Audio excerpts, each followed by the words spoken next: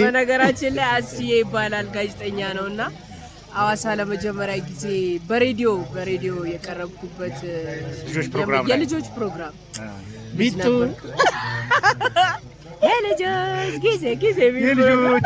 የልጆች ዓለም ጀብራብራሊ ሰማል ወይ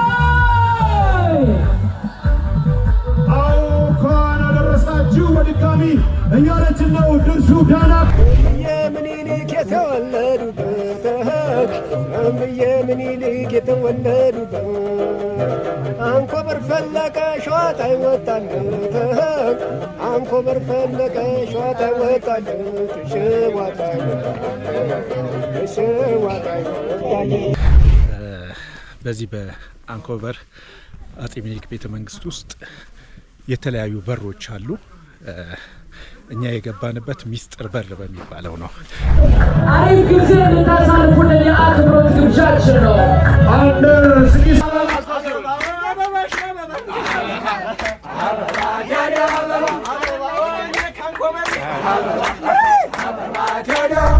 ታላቁ ሩጫ ብቻ ነው ብዬ መደምደም አልችልም። አሁን የሆነ ያለው ነገር ከሩጫም በላይ ነው። የአብሮነት፣ የአንድነት፣ የደስታ፣ የወንድማማችነት ስሜት መገለጫ ሆኗል ብዬ መግለጽ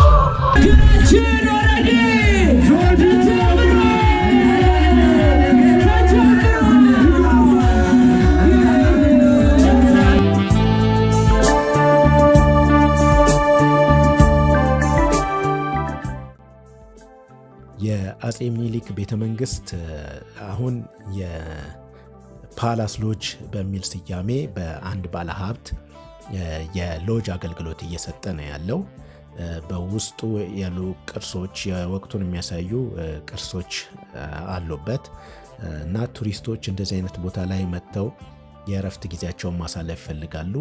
ቤተ መንግስቱ አሁን አክቲቭሊ አገልግሎት እየሰጠ ያለ ነው። ከዚህ በፊት አንዴ ለሬዲዮ ፕሮግራም በመጣሁበት ሰዓት ተዘግቶ ነበረ። ከዛሬ 15-20 ዓመታት አካባቢ ላይ መጥቼ ነበር እና ያኔ ትንሽ ጥሩ ሁኔታ አልነበረም። አሁን ግን ስራ እንዲሰራ ተደርጓል።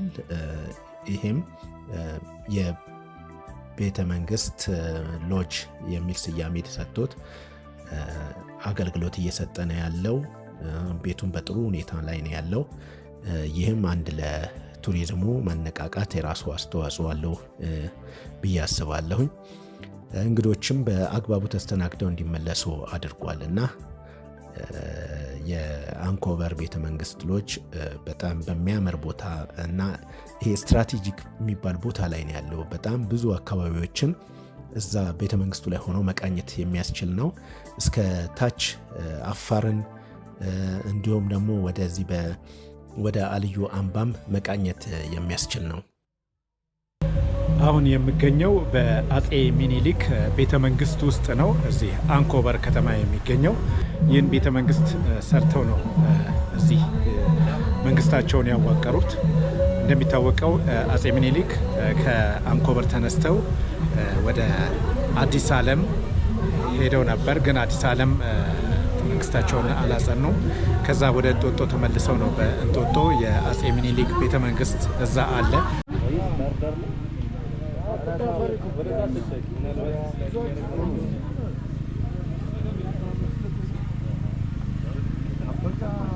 በነገራችን ላይ አስዬ ይባላል ጋዜጠኛ ነውና አዋሳ ለመጀመሪያ ጊዜ በሬዲዮ የቀረብኩበት የልጆች ፕሮግራም ቢቱ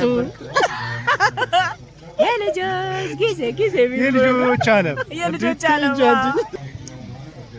ፋሚሊ እንዴት ናችሁ? ዛሬ በጣም ለኔ ታሪካዊ ቀን ነው። ታሪካዊ ቦታ በሆነው አንኮበር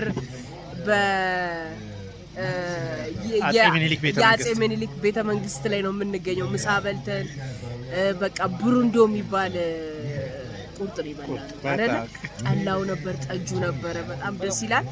ከዛ አስዬን አገኘሁት። አስዬን የዛሬ ስንት ዓመት 10 ምናምን አይቆጠር እግዚአብሔር ለመጀመሪያ ጊዜ በሬዲዮ ድምጽ የተሰማው በሱ ፕሮግራም ኖ የልጆች ዓለም ፕሮግራም ላይ ሰራኸኝ አይደለ? ሐዋሳ ለስራ መጥቼ ሐዋሳ ለስራ መጥቼ ከዛ ሰርከስ ኢትዮጵያ ነው ሰርከስ ሐዋሳ ነው። ሰርከስ ሐዋሳ ላይ ሰርከስ ሐዋሳ ነበርኩኝና በቃ በጣም የሚገርም ነበረ። በጣም ነው የማመሰግነው። እግዚአብሔር ስታርጊ ምንድን ነበር የምትሆኝ? የሰርከስ ዳይሬክተር መሆን ፈልግ ከስፖርት ዓለም ነበረ። በቃ ሁሉ ነገር ከስፖርት ጋር ስለነበር በጣም ወደው ሙያ ልጅነት ሙያ ስለነበር ጂምናስቲክ ላይ ነበረ ማሳለፍ የምፈልገው። እና ግን ያን ስፖርት የሚሰራው ጥርስሽ ነበር ማለት ነው?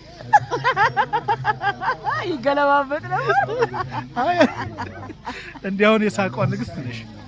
አሁን ራሱ ትንሽ ቀንሷል እየተባለ ስፖንሰር ሲቀንስ ያዘን ይቀንሳል እኮ ሳቅ። ልክ እንደ ገቢው ነው ፈገግታ። ዋው እናመሰግናለን በጣም። እኔ ደስ የሚል ጊዜ ነበር። በጣም ትንሽ ልጅ ነበረች ድርሹን ሳገኛት እና ለስራ ሂጅ ሐዋሳ። እኔንም ገና ጀማሪ ሪፖርተር ነበር። የመጀመሪያ ፊልድ ነበር እንደው ይመስለኛል ሐዋሳ። ቢኒዬንም ሰርተዋል አይደል?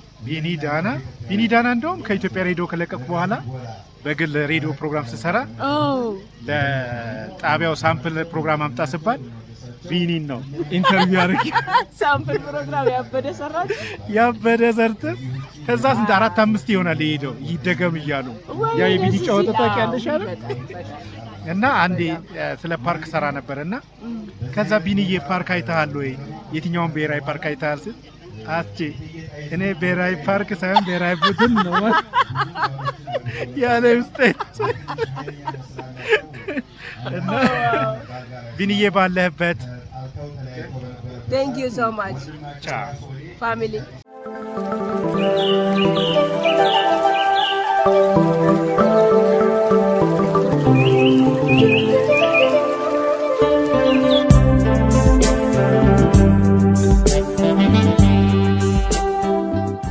የአንኮበር ቤተ መንግስት ቆይታችንን አገባደን አሁን ወደ ደብረ ብርሃን እየተመለስን ያለነው። የደብረ ብርሃን መልስ ጉዟችን ያው በዳገታማ በሆነ መልክዓ ምድር ነው የጀመርነው። እንዲህ እያልን እንግዲህ ወደ ደብረ ብርሃን እንገባለን። በደብረ ብርሃን ለመጀመሪያ ጊዜ የ2018 ልወቅሽ ኢትዮጵያ ታላቁ ሩጫ በደብረ ብርሃን ከተማ የመጀመሪያው ዙር ነው የሚካሄደው። በዚህም ውድድር ላይ በተለያዩ ዘርፎች ውድድሮች ተካሂደዋል። የአዋቂዎች፣ የህፃናት፣ የታዳጊዎች እንዲሁም የወንዶች፣ የሴቶች እያሉ በጣም ብዙ ውድድሮች ናቸው የተካሄዱት። ይህም ታዳጊዎችን ለማፍራት የራሱ ትልቅ አስተዋጽኦ አለው።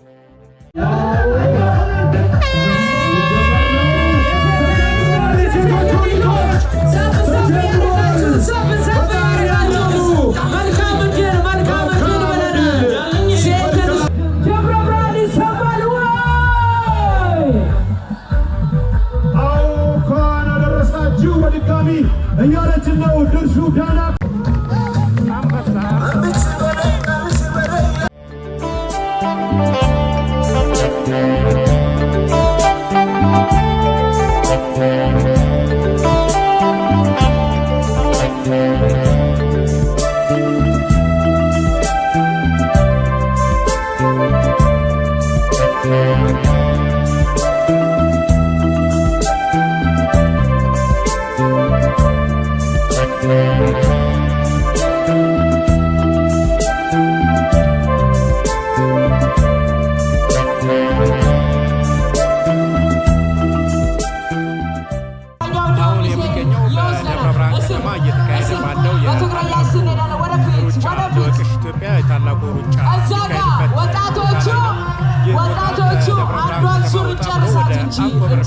ቦታ ላይ ነው እየተካሄደ ያለው ውድድሩ እንደምታዩት በጣም ደማቅ ነው።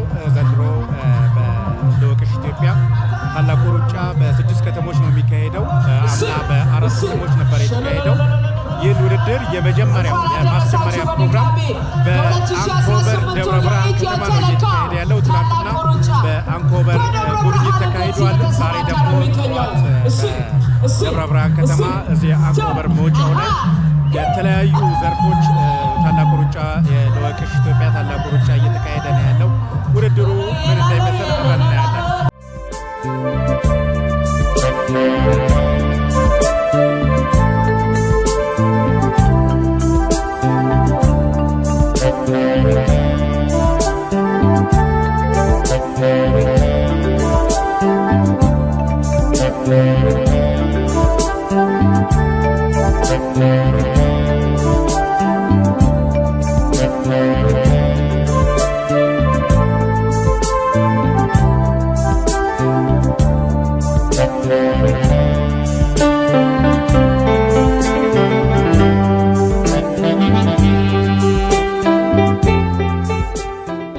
ነጋሽ እባላለሁ። በቱሪዝም ሚኒስቴር የህዝብ ግንኙነትና የኮሚኒኬሽን ከፍተኛ ባለሙያ ነኝ። ስፖርትም ከስፖርትም ደግሞ አትሌቲክስን በደንብ ለመስራት ከታላቁ ወርጫው በኢትዮጵያ ጋር የጀመርናቸው ስራዎች አሉ። ልወቅሽ ኢትዮጵያ ክላሲክ በሚል ክልሎቻችን ወይም ከተሞቻችን ያላቸውን የባህል፣ የቱሪዝም፣ የታሪክ፣ ተፈጥሯዊ ሌሎችም የሰው ስራ ውጤቶች የሆኑ መስህቦችን ለማስተዋወቅ ብዙሃን መገናኛዎች ወደ ስፍራ ይዞ በመሄድ ታላቁ ሩጫን በራሱ በኩል ተመዝግበው የሚሳተፉ አትሌቶችን ወደ ስፍራ ይዞ በማንቀሳቀስ እንዲጎበኙ፣ እንዲያዩ፣ ያዩት ደግሞ ላላዩት እንዲያስተዋውቁ የማድረግ ስራ በስፋት የተሰራ ነው። እንግዲህ ዘንድሮ በ6 ከተሞች ይካሄዳል።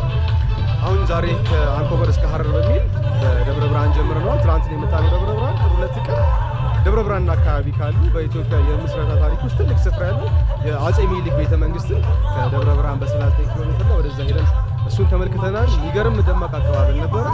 ከዛ ሃይክ አንኮበር ላይ ማለት ነው። አንኮበር ላይ ደማቅ አቀባበል ነበር። እሱን አድርገን ተመልሰን መጥተናል። እንግዲህ ዛሬ ደግሞ እንደምታየው እጅግ በጣም በሚገርም ሁኔታ በሺዎች የሚቆጠሩ የከተማው ነዋሪዎች እንዲሁም ከአካባቢ የተሰባሰቡ ሰዎች ኢትዮጵያዊነታችን፣ አንድነታችን በሚገልጽ መልኩ ውድድሩ ተጠናቋል። ታላቁ ሩጫ ብቻ ነው ብዬ መደምደም አልችልም። አሁን የሆነ ያለው ነገር ከሩጫም በላይ ነው። የአብሮነት፣ የአንድነት፣ የደስታ፣ የወንድማማችነት ስሜት መገለጫ ሆኗል ብዬ መግለጽ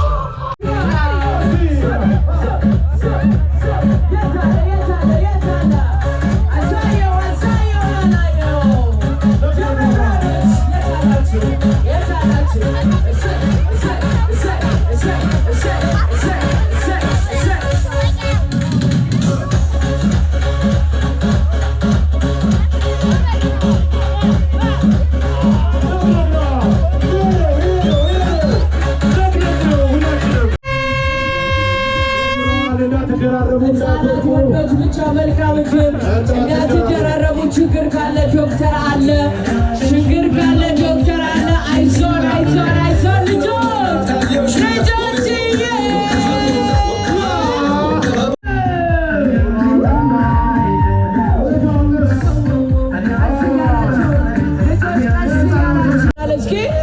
እስኪ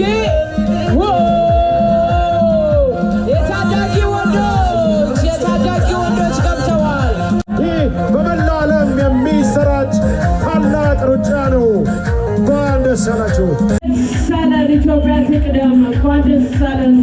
የ2018ቱ የኢትዮ ቴሌኮም ታላቁ ሩጫ በደብረ ብርሃን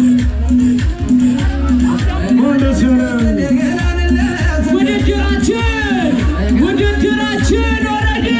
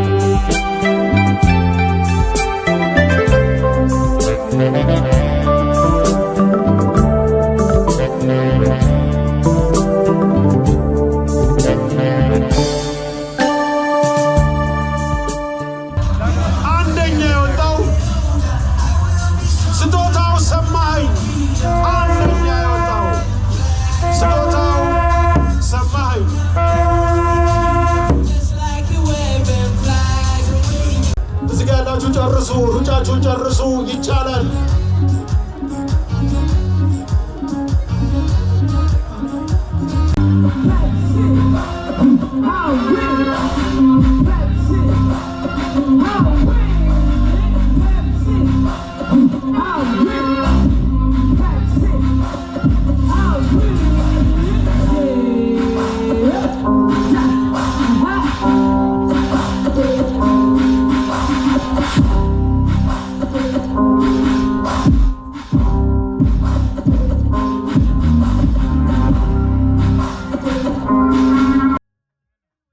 የልወቅሽ ኢትዮጵያ ታላቁ ሩጫ ከተጠናቀቀ በኋላ የመልስ ጉዟችን ወደ አዲስ አበባ ነው።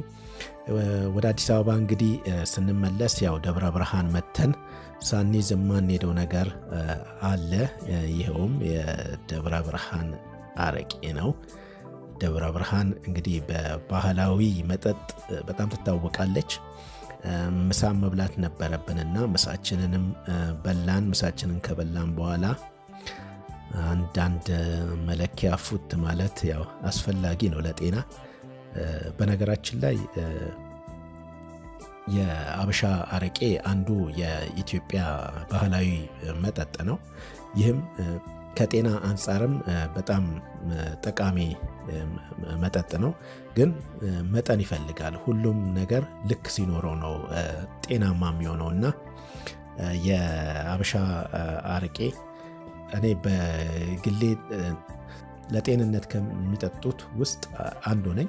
አንድ መለኪያ እና አንድ ወይ ሁለት መለኪያ፣ ከሁለት መለኪያ በላይ እንኳን ተገቢ አይደለም ብዬ ነው የማስበው። አንድ ወይ ሁለት መለኪያ መጠጣት አሪፍ ነው። ግን እኔ ብዙ ጊዜ አንድ መለኪያ መጠጣት ደስ ይለኛል፣ በተለይ ከምግብ በኋላ። ሁሌ ደግሞ የሚጠጣም መጠጥ አይደለም ካለው አልኮሊክ ኮንቴንቱ አንጻር። ስለዚህ ግን እንደ ባህል በተለይ በበዓላት ቀን በጣም ደስ ይላል። ባህላዊ መጠጣችን ከመሆኑ አንጻር እኔ ቢራ፣ ጠላ፣ ጠጅ ላይ እኔ አድናቂም አይደለሁም፣ አይስማማኝም በአጠቃላይ። ግን የአበሻ አረቄ አንድ መለኪያ መጠጣት ከጤና አንጻር በጣም የሚመቸኝ ነው።